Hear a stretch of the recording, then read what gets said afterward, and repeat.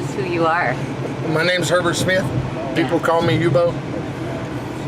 People where? We're in Salt Lake? All over. I've been in prison in South Carolina, North Carolina, California, Nevada, and Utah. Is that where you get that good accent of yours? Yeah. It's going away now since I've been out here since '93, but it comes back. Yeah. Well, talk about how you first, I mean, this wasn't the first time you were in prison, but this time was different. Tell me about the kind of the GOGI journey.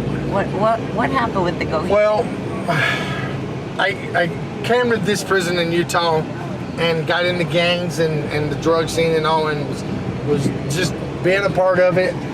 And I kept going in and out of max, and then this last time I went in on a violation, my wife kept on telling me that she had been researching this program called GOGI and she wanted me to get into it.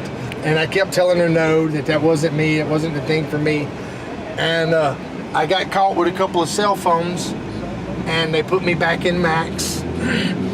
And they put me in a place where UN1, it's super max. And while I'm there, one of the officers called on the speaker and he was like, "Hey, Yubo, why are you in UN1? And I said, "I got caught with a couple of cell phones." And he told me, he says, "We don't bring you in here for that. We bring you for fights and stuff like that. So what I'm gonna do is try to get you out of here." And that one thing there kind of made me start thinking, why would this cop want to help get me out of Supermax? And he got me moved, and I got put into another lockdown facility, which is not Supermax, but it's lockup. And while I'm there, I wrote my wife and I told her, you know what, maybe I'll take and look into this GOGI thing. Well, my wife got in touch with Coach Taylor, and Coach Taylor got in touch with Captain Crowley, and Captain Crowley sent me his copy of the GOGI book. He gave you his copy of the GOGI book? Yeah. Wow, and okay. so when Captain Crowley did that, it kind of, it was another little reality check to where these guys, I knew them all for 15 years anyway, but it's mostly gang activity and stuff like that. And he sent me his copy of the book, so it kind of made me interested in it, and I started reading it and writing down notes and stuff out of it that I liked. And there were some of the things, the tools that I didn't think was applicable to me, but there was a couple of tools that I really thought that I needed to look into and take in and actually try to put a little bit of effort into it. And so I'm doing this, and then all of a sudden the captain of the unit that I was in pulled me into this offender management review, and he told me, he says, "Look, I don't want you in my unit, even though it's a max lockup." He said, "I don't want you in my unit. I'm getting you moved out of it." And so they took and transferred me to another prison. And when I got to the other prison, there was a lot of officers there that I knew back early when I first started getting into the gangs and stuff. And they was like, "Hey, we pulled you down here. We want to try to help you get yourself together and stuff." And so just things started rolling. I got put in the max facility down there. I started doing the GOGI, reading the book, and I started pulling a couple other fellas in, and we started doing GOGI. But we was doing it through the doors, under the doors with kites and everything, but we was doing it. And I'm not for sure if they followed through and they kept sending the letters and the group meetings and stuff in or not, but I ended up getting out of max, and I started a group outside of max in regular population. And in the place that I was at, there's normally staff members or counselors or what have you within the groups and stuff that they have. And the captain was well aware of who I was and things I'd been involved in. And he told me he was going to let me run a group without staff supervision, and it's still going as far as I know. So you started your own GOGI group, unsupervised. They let you just do it unsupervised. Yeah. How'd that feel? It was, I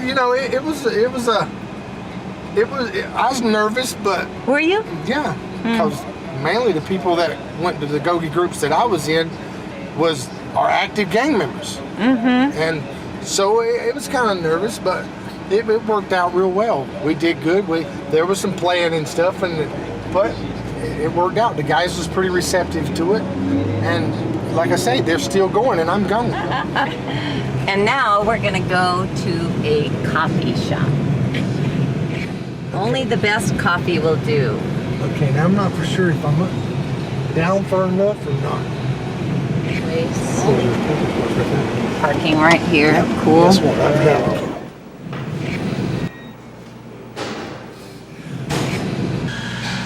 So we got the cup of Java for sure.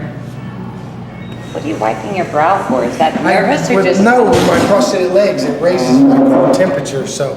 Why do you have prosthetic legs? Oh, This is like cool. But you walk it, nobody can tell the difference. No. I'm You're pretty lucky. good with them. You're awesome with them. Yeah, I'm pretty good with them. And we have a fireplace going on behind you. That's pretty cool. Hi, I'm Coach Taylor. I'm here and I'm with Peer Coach Herbert, and we are at a coffee shop in Salt Lake City. I'm on my way to Northern Ireland, but one of the stops was Salt Lake, so I got to see our peer coach. So we're at the coffee shop and we're gonna just chat a little bit. I know you're sipping on your coffee, but if this were to play on the screens in a housing unit with guys that were in a position much like yours, what would you want to say to them? I think the main thing is one thing that I learned from the book is repetition, because it always seemed every time I'd look at something or I'd see somebody that I didn't like or they was doing something I didn't like, I would think about it in a process and keep on until I could figure out a way for me to get that person to stop doing whatever they was doing that I didn't like. You were really good about documenting your journey the whole way. Like, you would give specifics. Every single tool you applied in a very specific way. You got someone that goes out in a section and they scream and yell and just act like an idiot, and you see it, but you pretty much let it go. Well, I'm the person that I'd have to say something. Hey man, be quiet. We don't want to hear your mouth. Well, the reason I do that is I keep thinking about it and thinking about it and thinking about it until I did it. And so what I did is once I started reading the How to GOGI book, I looked at some of the tools like the positive thoughts, positive words, positive action. And every time there was a negative thing that happened in front of me, I'd think of a positive thing. And then I'd do a positive action. And so, and of course, I'm talking to people and stuff. So it just come down to, I started doing the same thing in a positive way that I was doing negatively. But we're not just talking a little negative. I mean, you were really down a bad road. Yeah. I mean, you were far enough down the road, like a lot of guys that I talk to, they say, I'm so far down that road, there's no turning back. There's no doing it different. Yes. Yeah, there was, there's people that's watching me right now. I work full time, I'm advancing and stuff, and there's people out here with me now that they're kind of shocked that I'm doing it because of the type of person I used to be. It didn't matter. I wouldn't work. I sold drugs. I got high. I gangbanged. I did all that, and that was my life. That's what's consumed me.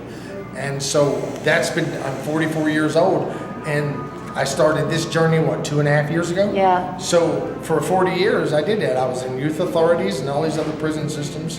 So that was what consumed my life. And everyone around me seen that person. They know that person. But now people see it. They know that I'm on a different journey. I'm on a different path. But I would like to say this, that I feel guilty because of the whole gang thing, because there's a lot of people within the gangs that we all care about, we love, and we want the best for. And as my mind state says, I'm not turning my back on them guys, man. I'm not leaving them behind. I want them to follow through with me, because I would much rather go have a steak with them at a restaurant than eat a spread with them in a jail cell. Yeah. And so I want to promote tolerance. I don't want to turn my back on none of them or anything like that. And there's going to be frictions, because there's going to be things that the violence and the getting high and all that I'm not going to partake in anymore. Right. And so there's negative feelings on that, and I'm well aware of it. It's my choice not to use or do the violence or anything, and I'd like for them to do the same thing. Yeah. My question is this, and honestly, it's a sincere question brought on by seeing and meeting a lot of guys. They just don't ever get to that point where something switches in their mind that makes them believe they can be or do different. So somewhere along your journey, you read a book, you did, the one officer offered this, let me give you this book. a lot of people may have offered you things, but at some point there was a tipping point where you said, oh, I got this. What led up to that point where you said, oh yeah, I can do this, I got this is it? You know, I think what actually helped push me along the way is I always looked at the negative and see the negative people do. But we especially inmates, we don't look at the positive that goes on. We don't look at the good things that people do. And that's even a simple excuse me. Mm-hmm. You know, and we're used to telling people, get out of my way. Mm-hmm. When other people say excuse me and stuff, and there's just little bitty nitpicky things that we don't pay attention to that happens that I've become aware of. Mm. So your awareness that maybe my word choices are keeping me stuck. So you started changing subtly your word choices and your thoughts, or? Yeah, well, yeah, my word choices stopped too because I don't use as much profanity as I have in the past. I'm really polite to people now where I wasn't before. Even when there's things that go on at my job that there's things that happen. I had a lady yelling at me yesterday, and I didn't, you know, at one time I'd have got mad and said something I shouldn't have said to her, but I didn't. I was like, well, I'm sorry, all I can do is apologize, and I can't resolve that issue for you. Right. So that's my actions, you know what I mean? Mm-hmm. Normally my action would have been to revert with anger or something like that. I think another thing that's helping me change is I start looking at my life and the things that I've been doing, and I've been basing my actions off of being an individual. Well, look at what do you mean? And this is what I mean. Look at the world. Buildings don't get built by one person; they get built by a group. Right. So we're putting ourselves as we're individualizing our life, and we're forgetting that there's a community that we are a part of. Oh, I see. I don't know if that makes sense or not. It makes sense in my head. Yeah, it does. When you see the bigger picture, what you're saying is you see the bigger picture now. Right. If GOGI's mission is to kind of get everyone to have the opportunity that you have, to have the certain freedoms that you have, and we don't mean just physical freedom, but the freedom to have a job that you get up and go to, and you're climbing up the ladder, the freedom to have an awesome relationship. You have freedoms and this internal freedom. You don't have to worry. You aren't looking over your shoulder. If GOGI's goal is to provide that to every single person that has ever been arrested, what do we have to do to get the message through that it's not as hard as people think it is? You know, we have transitions with our thought process, and one of the things that I've always done is look to the negative. Any jobs I've had, I've always, what am I going to do wrong? When are they going to come and take the job from me? When am I going to get fired, or blah, blah. And where this comes from is, like 3 days ago, me and my wife went somewhere and we was on the way back, and my son texts my wife and says, hey, says Daniel, which is our neighbor, just called me and said that there was a police car and an unmarked car pulled up in front of our house, walked up and knocked on the door. Well, my convict mentality says, you know what, I got $1,000 in my pocket. I'm just gonna go get a motel room and I'll let Patricia figure this out. That's my wife. And that was the first thought. And then I got to thinking, well, I ain't done nothing. I ain't on parole. I work 30, 40 hours a week. I watch my grandkids 40 hours a week. I wonder if it's something from my past.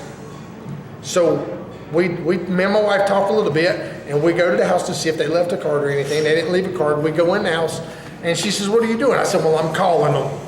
She said, what? I said, I'm calling the cops. She said, why? I said, I ain't done nothing.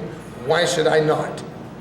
So I called them, and then the lady, I talked with dispatch, and the lady said that the officer was actually at the house next door. So you could have gotten all wrapped up about nothing. If I would have took and initially went to the motel room, got the motel room, you can guarantee I sat in that motel room, and I would have said, look, yeah, I'm in trouble. I may as well. So just that's the thought process that we have to get out of our mind, because I could have made a situation that there wasn't a situation. That's so beautiful, and it is so simple, and yet it's so difficult for people to do, especially if you're in this cycle of repeat. Look, I wished I'd have brought them. I don't think they're in the car. My positive affirmations and stuff. Look, the thing is the negative thought process is there. we've built it in our mind. Our synapses connect on it real fast. I remember when I first started doing the GOGI in my cell, I wrote me a positive affirmation and I put it on the wall. And I probably read that positive information 150 times a day. Seriously? Anytime there was a negative thought. And so it's you were changed really every time. actively training your brain. Okay, yes, and I would say, be still, be quiet, you're under my control, you're in my command. You cannot intrude where you do not belong. That's the bad thought. I love Patricia, Patricia loves me. Patricia is loyal to me, I trust Patricia. Patricia is my wife. I married Patricia because I love her. Patricia is my best friend. I love Patricia. And I'd say that probably 150 times a day. Beautiful. And then it took maybe probably 2 weeks. And then I realized that I wasn't doing it that bad. And I wasn't, when somebody was doing something that annoyed me, I didn't bother me. So have you ever worn baseball caps? Sometimes I got it. Sometimes? Okay, so we have something for you here. And that's another thing that, as far as the tools go, as I said earlier, boss of my brain, we have trained ourselves to think like we think. Mm-hmm. It's just like working out. If you lift weights, you get big muscles. Mm-hmm. If you think, you will do. Yeah. If you think it, you'll say it. Yeah. So you're the one that's doing it. You're the one that's thinking, not someone else. Yeah. Because there's a lot of times I get in trouble and be in the county jail, and I'm like, man, I didn't do that. You did. Yeah, you did. You did it. And that's just because I wasn't controlling my thoughts. I was letting my thoughts ramble. Mm-hmm. I was letting them continue with the negative cycle. So this one seems to be like the most popular of the tools. Because it lets us know that we are doing what we want to do. Mm-hmm. It might, let me say, we're doing what we train ourselves to do. We're not doing what we want to do because there's not an inmate in the world that wants to be in prison. It's just not there. Now, some officers would say that's not true because they're consistently choosing behavior that gets them back. So the officers think you guys are choosing this, but there's not a man or a woman in prisons or jails that says, I want to be here. So where is that gap? Well, I think that comes from this. When you get inside, what you do is you sit down and you don't go get a job. You don't do anything. You go play cards, you go play ball, you go do whatever you want to do. And we get into that easy lifestyle. Okay. We get into it. And then when we get out here, we have to work to support ourselves. Well, we're trying to start a new habit. The whole stressors of getting out of prison and being out is just too much. It's overbearing. So we get it in our mind, well, it's easier there. I see. So you got all of these officers that watch us get in trouble, that know what we do, and they pretty much, they know what to expect from us. And so you start trying to find a job within the prison, and they're like, well, no, we're not, because he's going to get in trouble. We're not going to help him because he's going to get in trouble. So it's on us to take the initiative and to stay out of trouble for a while and let these same officers see that we're not trying to get in trouble. And now there's probably some that won't, but I would say the majority, probably 80% of the officers that right now won't get you a job, you start doing good, they'll help you get a job. I just had it. Mm-hmm. I just had them put me in a production room in Gunnison, Utah, and I shouldn't have been in there. Even the captain, when I went in, he told me, he says, you're not the one for this job. He said, but me knowing you and seeing how you are now, I'm gonna give you this chance. How long did it take before people started seeing your changes? Like you had to do the changes, which were hard because nobody was really giving you props for it. Oh yeah. Especially the people that are within your immediate environment, they're not too receptive for you changing. Mm-hmm. But it's people that, I got more positive feedback from other gangs. Really? Of them seeing me, oh yeah. Why would they be supportive of your positive changes? They aren't threatened by you? Oh no. Is that, if they weren't threatened by you doing something different or what? No, I think that it's the thing that I think that all of them, they know me, they wanted me to do good, they wanted me to change. Now why, that seems so odd. Gang members want you to do good. However, they promote things that keep you from not doing good. Can you see how that just sounds like How can you say you want your brothers and your sisters, your family to do good when you're consistently expecting them to do bad? Yeah, but that goes back to us training ourselves, because what we've been raised to do is to sell drugs and get our money from robberies or whatever, whatever you have. So the thing is if I wanted, years ago, if I wanted one of my brothers to do good, I'd give him dope. Or if I wanted to come up, I'd say, hey, give me some. You know what I mean? That's what we know. That's what we do. You think if you need money, you'll go get a job. Us, we don't think like that. So it's give him some dope, he'll do good for a little bit. Yeah. Well, give him a come up so he's got money, he can support himself. And, you know, and that's where as me, I want to finally get in a position to where I don't have to do it that way. I can say, hey, I know where a job is for you. I know where you can learn a new trade, you can learn a new skill, and get out of this whole life cycle. Do you think a lot of it is employment related? You know, I do. I think so.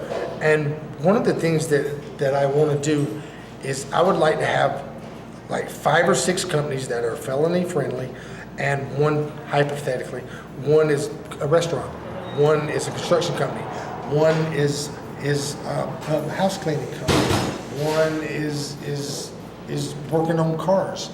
That way you can take and get the guy into different positions. He can work at one for 30 days. If he don't like it, then he can move into a different one. So rather than have him fail. He just moves because in. I know before when I got out and I was like, well, I'm gonna do good. I get a job and I didn't like my job. I revert back to what I know to do. Yes, yeah. So if you can stimulate the guy's mind, I think that'll help with recidivism and it'll help with the addiction process. Oh yeah, okay. Yes, you are boss of your brain. This is going to be your GOGI badge. So here's your official GOGI badge on your AC/DC t-shirt with your GOGI hat. That's a beautiful thing. Not too many people have those badges, by the way. Yeah, that's pretty serious stuff. You ready to finish up your cup of coffee? And then I'm done. You're done? Okay, let's see if I'm done. Oh yeah, okay, I guess we're out of here. Love it, let's do it. So you have to put these back on. You got 2 of these things. Yeah, I go Thursday and I get electronic feet. What do you mean electronic feet? Electronic feet. Are you serious? How did this happen? I got a rare circulation disease called Burger disease. Okay. And it's poor circulation. I smoke cigarettes. Oh. And cigarettes is what affects Burger disease. Seriously? Yeah. They didn't tell you that when somebody gave you your first cigarette? No. Okay, let's go, I'll follow you. What a beautiful day. Yeah. Salt Lake City, Utah. How'd you end up here from North Carolina? Actually, I was in Nevada Department of Corrections, and I had a friend named Steve that was there with me. And he had a friend that lived here. And then when I got out of Nevada Department of Corrections, I came down here. And stayed with his friend, and then and then I ended up losing my first leg, and the automobile homicide happened. So how much of your problem was related to drinking or drugs? None. Up until that point, none. Only cigarettes. Yeah, only cigarettes. So, yeah, that's the only thing that affects my disease. Wow. Crazy, huh? Yep. Sure is. Okay, so where are we going? Well, we're gonna go fill this car up with gas first. I think that's a good idea. And then we'll go up, like I said, I think it's the temple. We'll go up to the temple. I've only been up there a couple times. That way you can look off and see the whole Salt Lake Valley. That's pretty.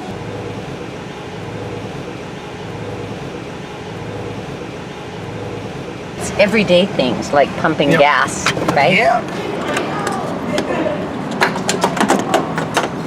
What was the first time pumping gas after it's been so long?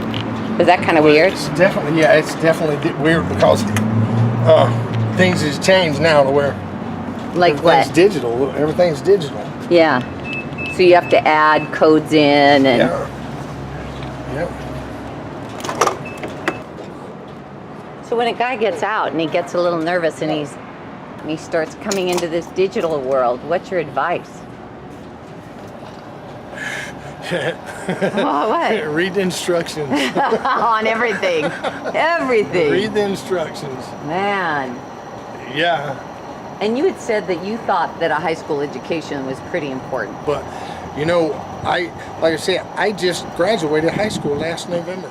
Oh, I'm wow. 44 years old. Wow. So, once it happened, I was like, yeah. Now I tell everybody I'm a high school graduate.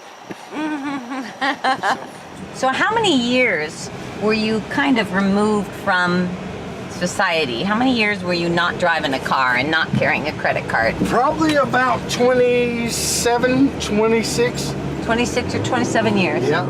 So the longest stretch of time that you did was how much?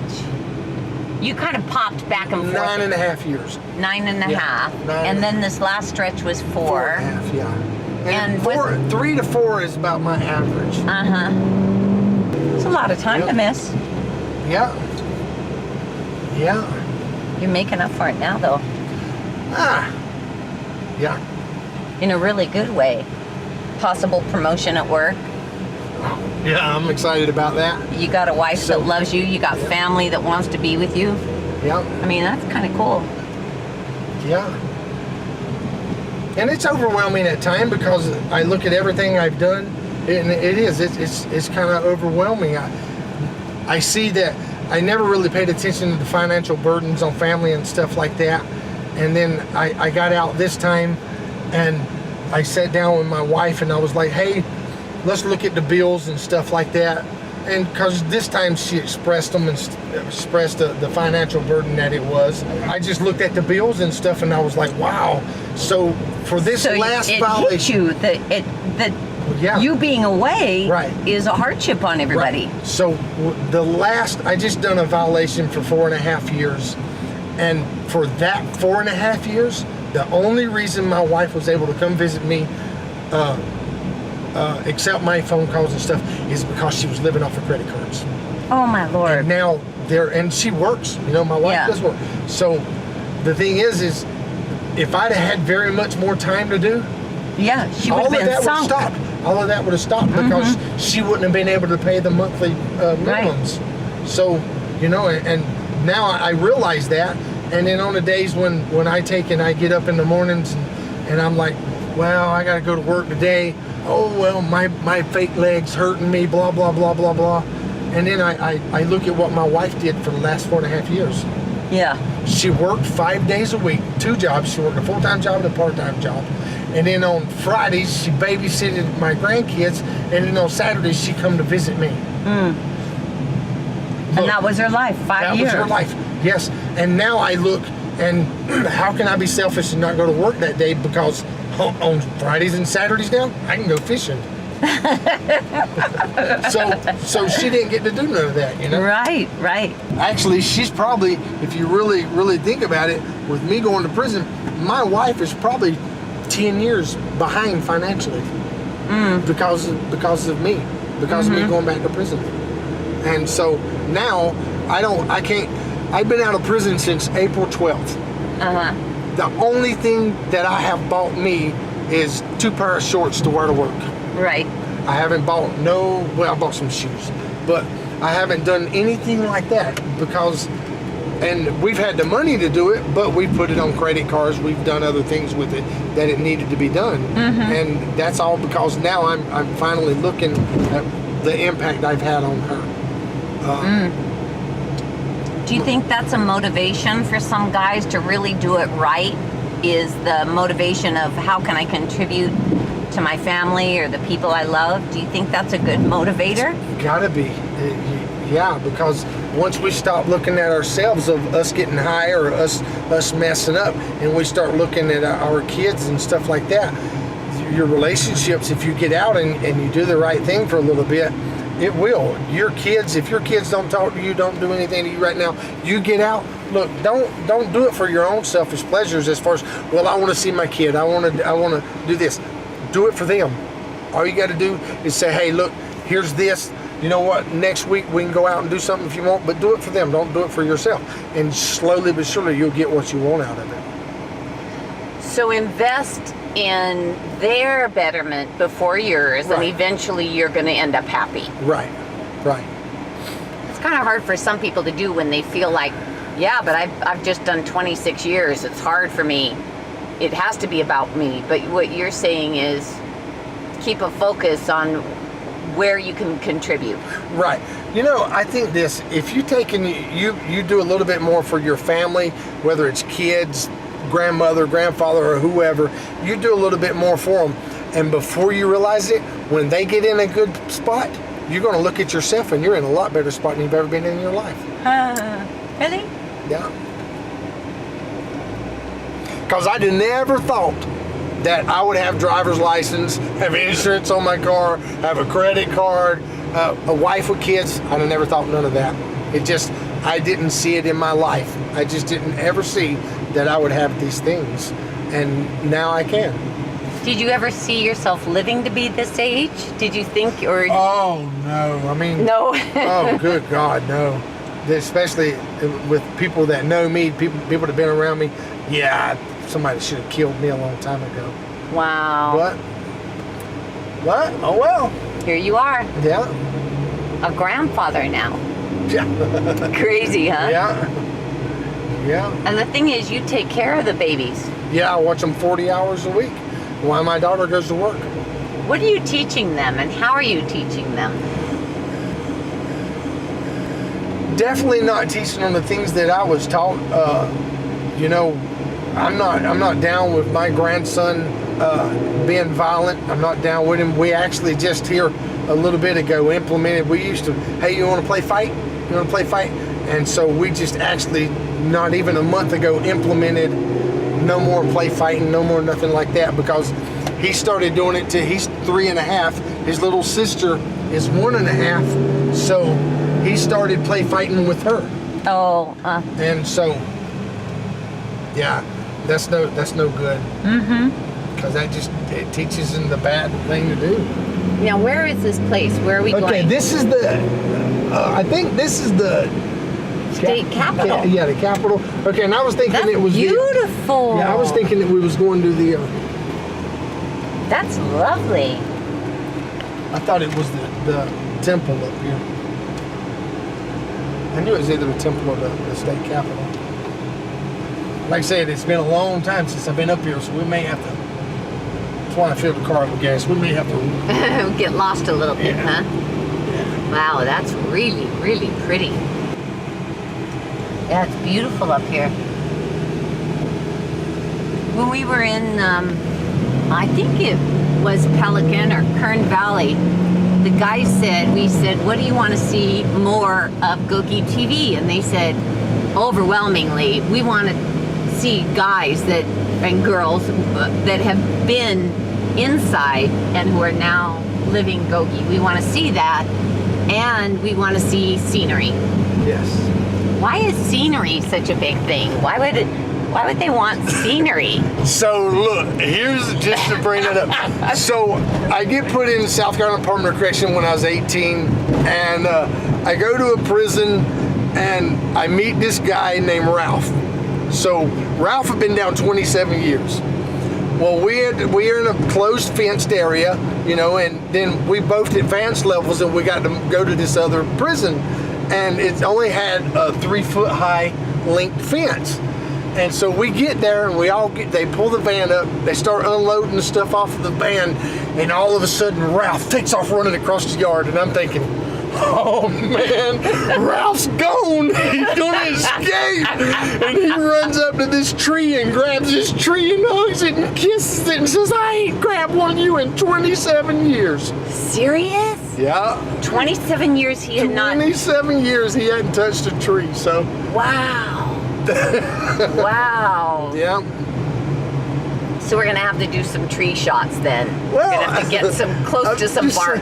Yeah, just saying that's what I think maybe I should have went to the left back there. So that's why when they say we want to see scenery, it's important. Yeah. Yeah. This is beautiful up in here. This is the fancy house area. Yes, this is the upper class. Yeah. Like And this is the don't pass here Yeah. unless you're a reality TV star or a. Yeah, we don't belong. Yeah.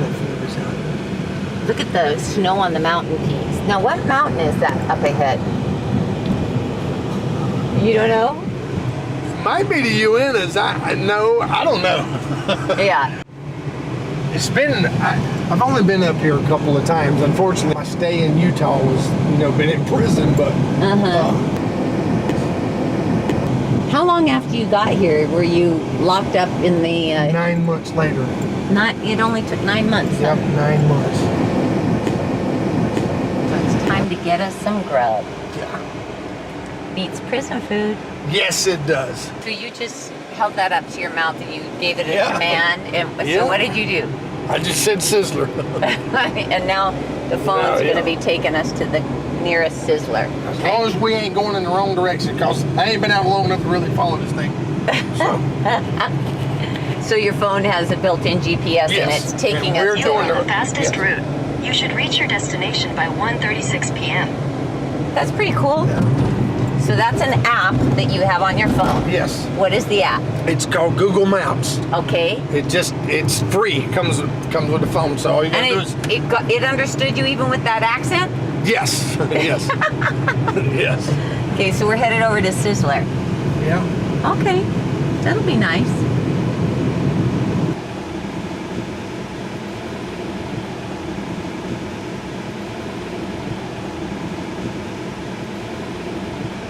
So it's time to get us some grub. Yeah. Where are we? We are at Sizzler. A little bit of steak sauce going on. Sizzler steak sauce. All right. Got a window view. Yeah, lovely. We're gonna have a little grub before we get going. We'll meet up with Coach Lucero and then Lynn.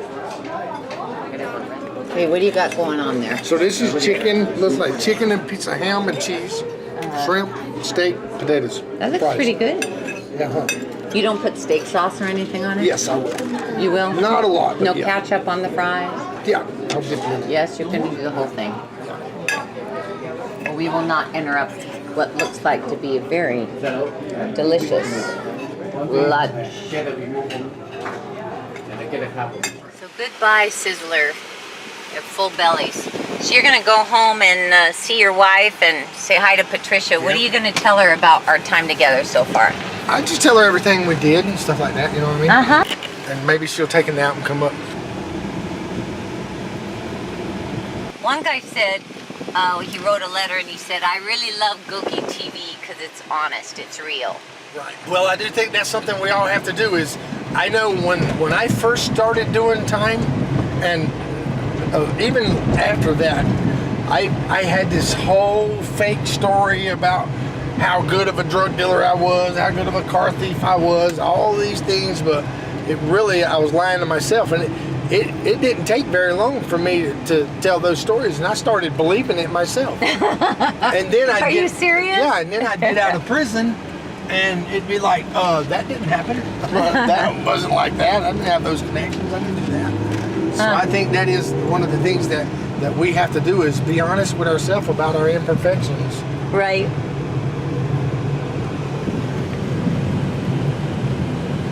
I think everybody is just really concerned about how they're perceived, you know? Yeah. They don't want to be taken advantage of, so they have to appear to be stronger. Or they don't want to look stupid, so they have to say how clever they were. Right. You know? Well, I think we can't shut ourselves off because I'm the lead cashier for a Shell station. It's just a gas station. But the thing about my gas station is I've been there. I got out of prison April 12th, got the job April 19th. Now I have customers that come in and they'll sit in that store 15, 20, 30 minutes just talking to me. Really? About stuff, you know. Wow. And that it's amazing to me that these people that they can look at my tattoos and all. I'm sure some of my figure of speech and stuff like that, I'm sure it affects it, so they have to know. There's a couple people that I have actually told, hey, I've been in prison, you know, and just for their initial meeting me, their perception, they don't hold it against me. Because a lot of people are afraid of that. You know, they're afraid of their history. Yep. I think their history is like their biggest gift. Yep. You know, the biggest gift that you now have for others is your wisdom and your experience. I mean, that's a gift. When used properly, your history becomes such a powerful tool. Right. Well, there's things that we've all done that there are people out here, they write books about it, they make movies about it, and we've done those things. So if we can change our lives and get our lives together, yeah, we can actually talk about those things to help other people that may think, especially kids that may think that they can get involved in it. And they can get the thrill of it by us telling them about our experience, but they not have the negativity of going to prison and experience the negative side of it all. You know, you just said that while you just made a terribly illegal, weird diversion through a parking lot to get on the right road. If there would have been cars sitting there and I'm trying to go by them, then you wouldn't have done it. It's illegal. Okay, but the coast was clear, so. Well, look, we're not doing anything bad. It's a minor traffic ticket. That's true. The thrill of the day. That was the thrill. That was as bad as it gets. That's the worst of We could have got a Herbert $35 ticket instead of a 35-month sentence. We can live with that one. That's all right.